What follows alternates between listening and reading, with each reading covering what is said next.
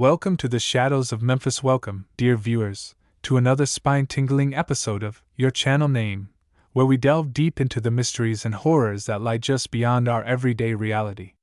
If you're new here, be sure to hit that subscribe button so you don't miss out on any of the chilling tales we uncover each week.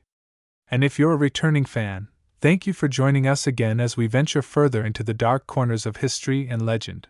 Today, we're setting foot in one of America's most historically rich yet hauntingly eerie cities, Memphis, Tennessee. Known for its vibrant culture, soulful music, and pivotal role in American history, Memphis is also home to some of the most unsettling stories ever told. Beneath its lively surface lies an undercurrent of supernatural energy, whispered about by locals and investigated by paranormal enthusiasts from around the globe. From abandoned hospitals to historic mansions, this city has more than its fair share of ghostly legends, and tonight, we'll explore them all. So grab your favorite blanket, you might need it, dim the lights, and prepare yourself for a journey through time and terror. By the end of this video, you'll have heard tales that will make your skin crawl and leave you questioning what lurks just outside your line of sight. Are you ready? The Orpheum Theatre, a stage for spirits in the heart of downtown Memphis, nestled among the rhythm of Beale Street and the hum of the Mississippi, stands a grand monument to performance and the paranormal. The Orpheum Theatre. With its gilded ceilings, velvet drapes, and crystal chandeliers, the Orpheum is a shrine to art and elegance. But beneath its glamour lies something far more mysterious, for not all its patrons come from the land of the living. Built in 1928 atop the ruins of the original Grand Opera House, the Orpheum has seen nearly a century of curtain calls, ovations, and ghostly echoes. It's here, in this timeless palace of drama, that stories whisper through the rafters of a young girl named Mary. According to legend, Mary was just a child in the 1920s when she met her untimely end, struck by a trolley car just outside the theater. Some say she was on her way to see a vaudeville show. Others believe she had snuck away from home, entranced by the magic of the stage. Regardless of the truth, what followed has become part of Memphis lore. Rather than leaving this world behind, Mary returned to the one place she adored most, the Orpheum. Sightings of Mary have been reported for decades. She's said to favor the balcony, where she quietly observes performances, her faint giggle sometimes drifting across the empty seats like a breeze. Ushers have caught glimpses of a girl in a white dress darting through the aisles. Actors on stage swear they've seen movement in the upper rows, only to realize no one is there.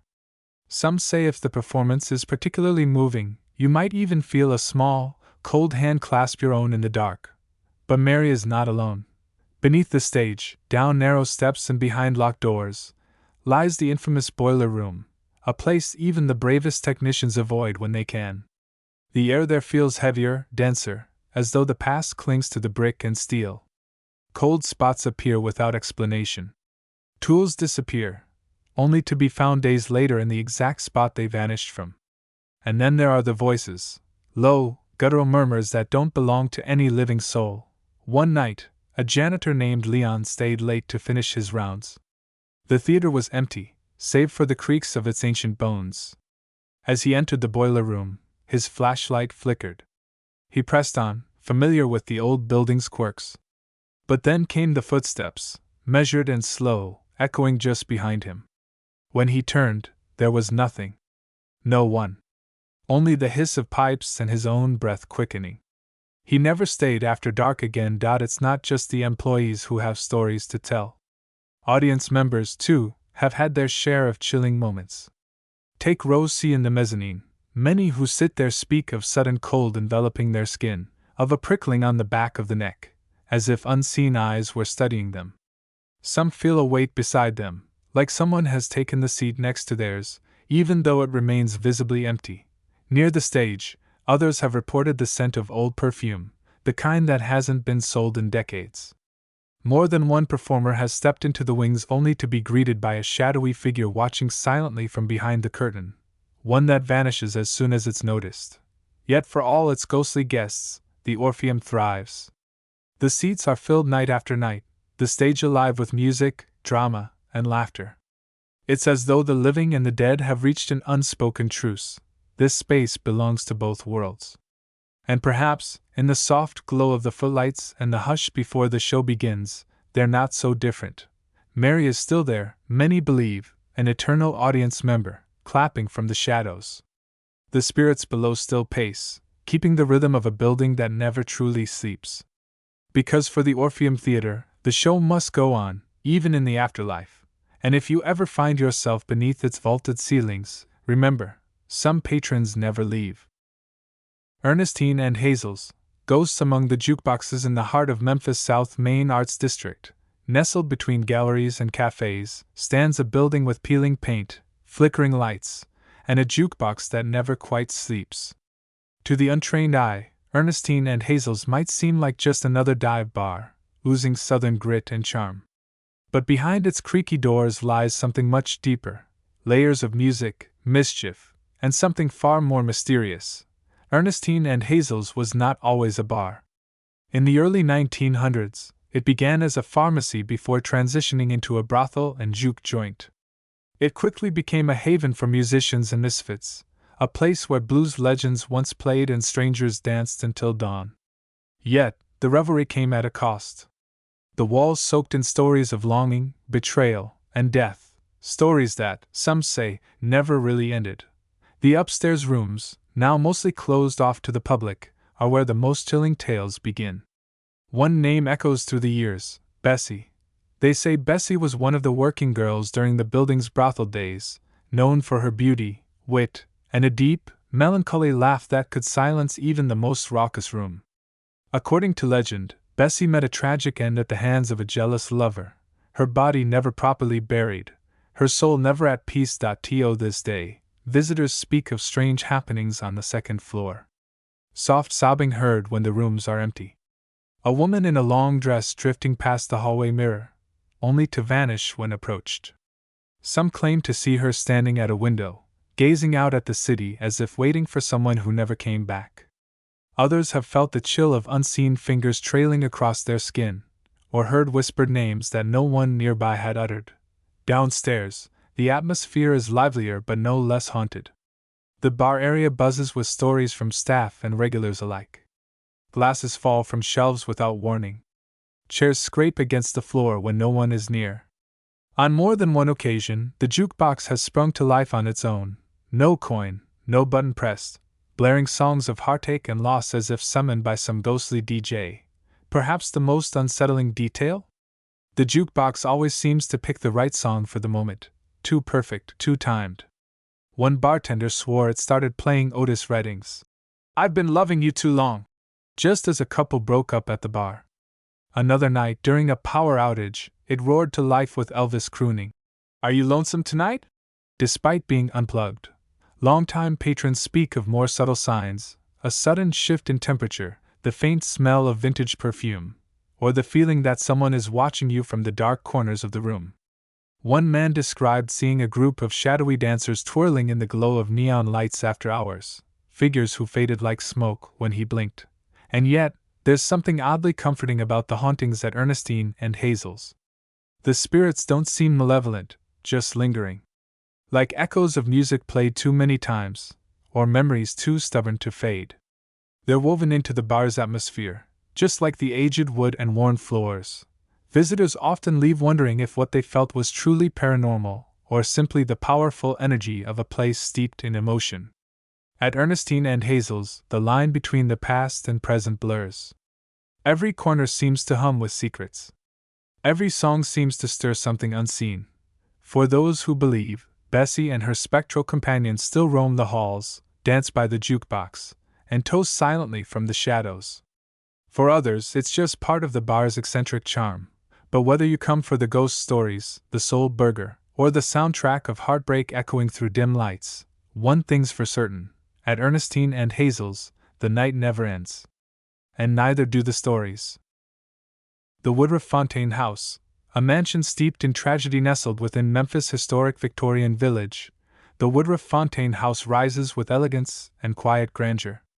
With its intricate woodwork, towering gables, and lush gardens, the mansion speaks of Southern prosperity and 19th-century charm. But beneath its stately beauty lies a history steeped in sorrow, one that has left echoes too powerful to fade with time. Built in 1871 for Benjamin Woodruff, a successful cotton merchant, the mansion was meant to reflect the wealth and social stature of its owners. However, the Woodruff family's time in the house was marked not by joy, but by profound loss. Benjamin's daughter died young, and his wife, Frances, never fully recovered. After the family moved out, the house passed to the Fontaine family, who faced their own share of heartache, failed fortunes, premature deaths, and persistent rumors of betrayal. It's no surprise, then, that many believe the Woodruff Fontaine house remains home to those who never found peace. Frances Woodruff is the most frequently seen specter within the home. Dressed in an elegant 19th-century wedding gown, she's often spotted gliding silently through the hallways, her presence always preceded by a sudden drop in temperature. Visitors and staff have reported seeing her vanish around corners, or standing at the window of an upstairs bedroom, gazing out as though waiting for someone long gone. At night, the soft sound of sobbing is sometimes heard from behind closed doors, though the rooms are empty. But Frances is not alone. The third-floor ballroom, once alive with laughter and music, has become one of the house's most active paranormal zones. Guides and guests alike have witnessed chandeliers swaying without cause, cold drafts sweeping through even in summer, and objects shifting on their own. One unnerving account came from a tour group who paused to admire the ornate ceiling, only for a guest to scream as a translucent man in a formal suit hovered briefly above the chandelier before fading into the shadows. The kitchen, though far more humble than the grand parlor or library, tells its own ghost story. Staff members often hear the clatter of pots and pans when no one is nearby. Drawers slide open on their own, and the distinct aroma of freshly baked bread occasionally fills the room, despite the oven being cold. Local legend attributes this activity to the ghost of a loyal chef who died in a fire during the home's early years. Paranormal investigators have taken a particular interest in the mansion. With EVP recorders and thermal cameras in tow, several teams have documented eerie phenomena: cold spots forming mid-room, electronic devices malfunctioning in specific areas, and ghostly voices answering questions. One viral video even shows a shadowy figure drifting down the main staircase, then vanishing before reaching the bottom step. Today, the Woodruff Fontaine house functions as a museum, drawing both history buffs and ghost hunters.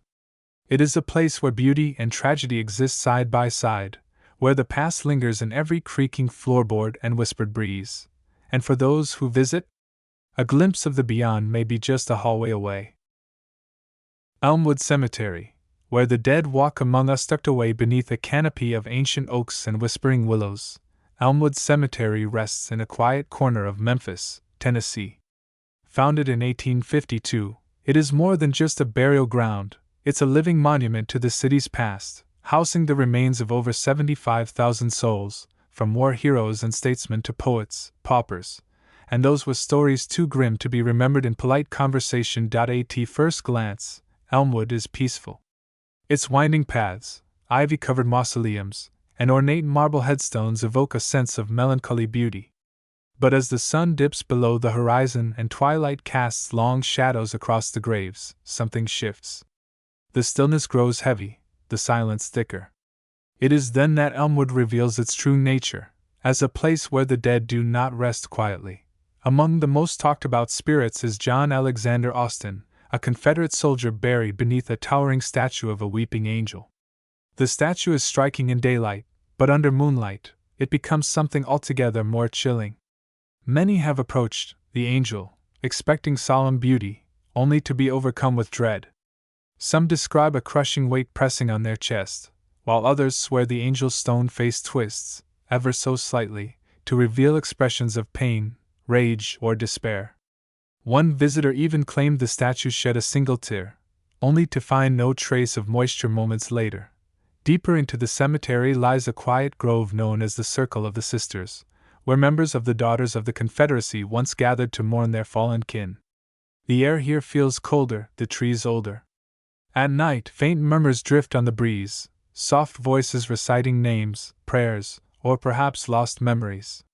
Footsteps crunch across gravel where no feet walk, and flickers of movement are often glimpsed just out of reach. Those brave enough to linger describe soldiers in ragged uniforms wandering aimlessly, their eyes blank, as if caught in an endless loop of grief and duty. Yet perhaps the most feared presence in Elmwood belongs to a far more tragic figure, the wailing widow. Buried in a shadowed corner of the grounds, her grave is simple, marked only by an aging headstone and an ever-present chill in the air. According to legend, she died under suspicious circumstances in the early 1900s. Some say by her own hand, others whisper murder. What is certain is that her spirit did not move on. Her grief became a curse, and those who disturb her resting place are said to suffer misfortune. Groundskeepers report tools vanishing, machinery failing without cause, and sudden injuries, deep scratches, twisted ankles, or even inexplicable bruises, after working near her plot. One caretaker resigned after hearing a woman's voice screaming his name in the dead of night, though no one else was present. Paranormal investigators have made Elmwood a frequent stop. With EMF readers, thermal cameras, and audio recorders in hand, they've captured chilling evidence of the supernatural. Orbs of light float between graves. Eerie cold spots appear in the dead of summer. Disembodied voices whisper, "Go away," or "Don't forget me." One team famously caught thermal footage of a shadowy figure walking through a mausoleum wall, then vanishing into nothing. Despite its hauntings, or perhaps because of them, Elmwood draws thousands of visitors each year. Some come to honor the dead, some to admire the history, and some to feel that electric thrill of the unknown. Whatever the reason, no one leaves unchanged, because at Elmwood Cemetery, the line between this world and the next is not so clear. And if you listen closely enough, you might just hear the dead walking among us. The Huntfield home. Whispers of war and loss nestled quietly along Beale Street, tucked away behind ancient magnolia trees and wrought iron fencing. The Huntfield home watches over Memphis like a time-worn sentinel.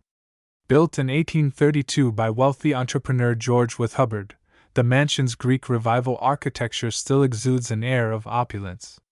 Yet, within its grand halls and shadowy corridors, echoes of war and sorrow linger like dust in the corners, refusing to be swept away.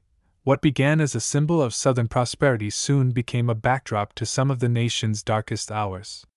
During the Civil War, the home served as a temporary headquarters for Union officers during the siege of Memphis, its opulent rooms hastily converted into command centers and infirmaries.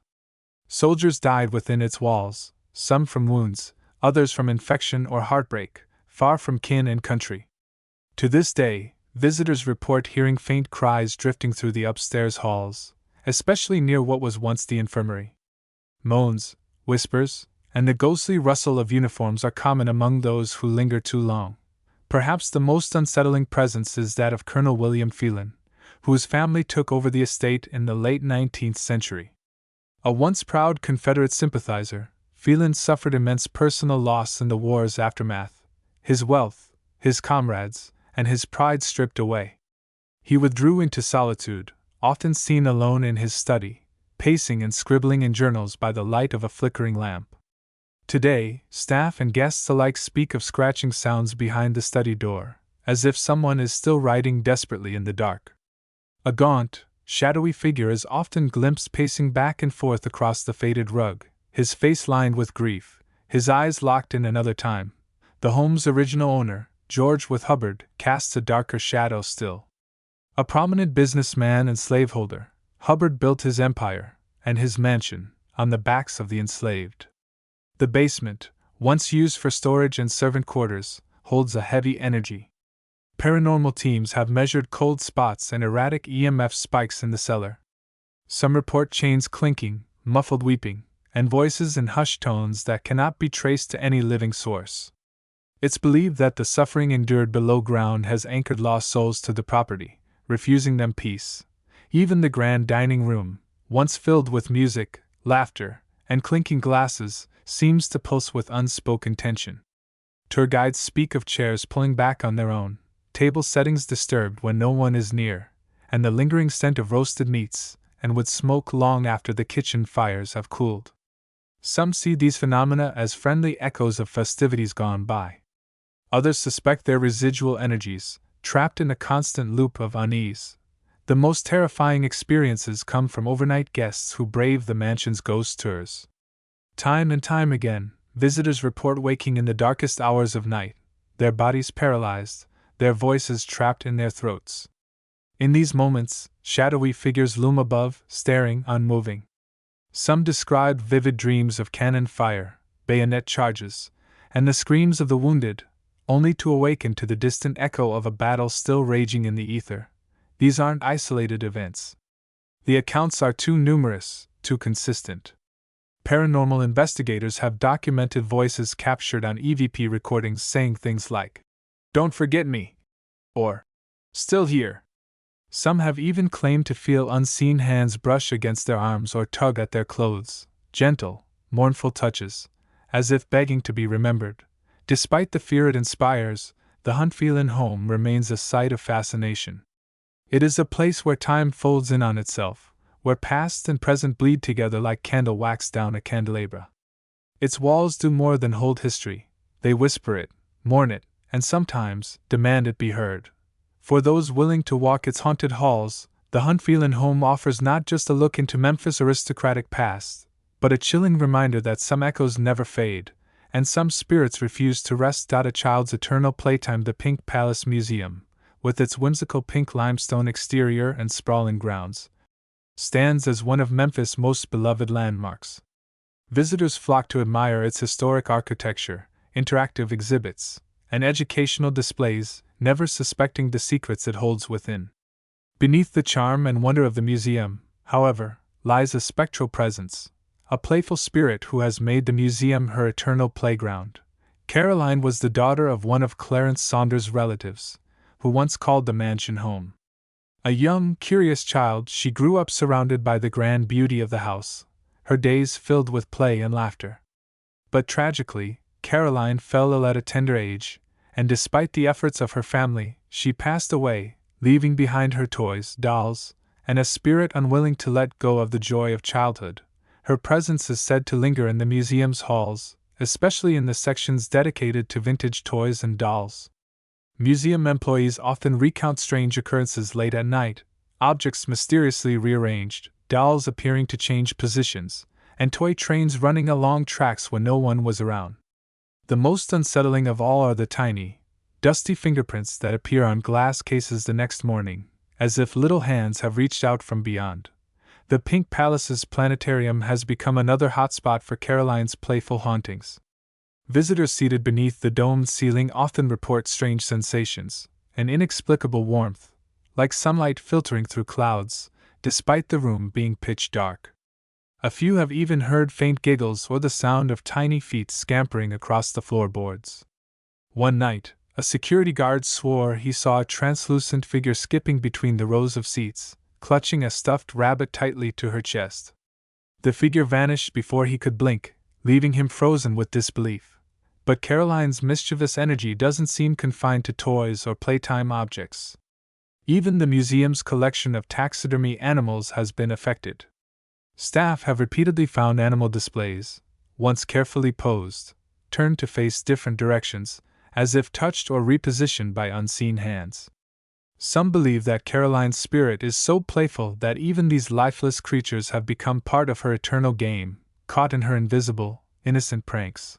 Professional paranormal investigators have been drawn to the Pink Palace, eager to capture evidence of the haunting. During overnight sessions, investigators equipped with thermal cameras and EVP recorders have captured startling evidence. Thermal imaging revealed heat signatures resembling a child-sized figure darting between exhibits. EVP recordings picked up clear whispers, soft laughter, and phrases like, "Play with me," as if Caroline were trying to engage with the living. One investigator even reported catching footage of a rocking chair gently swaying in an empty room, an eerie sight corroborated by multiple witnesses. For families visiting the museum, Caroline's playful presence can be both enchanting and unsettling. Parents often notice their children speaking to imaginary friends, pointing excitedly at empty spaces, or laughing as if in response to something invisible.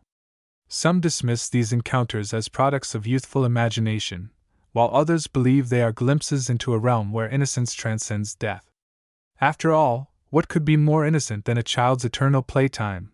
The Pink Palace Museum, with all its beauty and educational wonder, holds within it a reminder that even places of joy can harbor ghosts, spirits that refuse to fade, clinging to moments of happiness and innocence.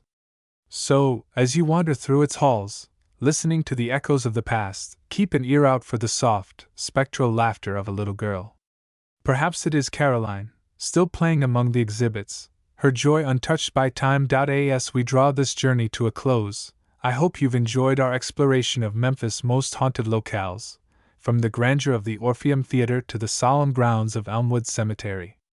Each story we've uncovered serves as a reminder that history doesn't always stay buried.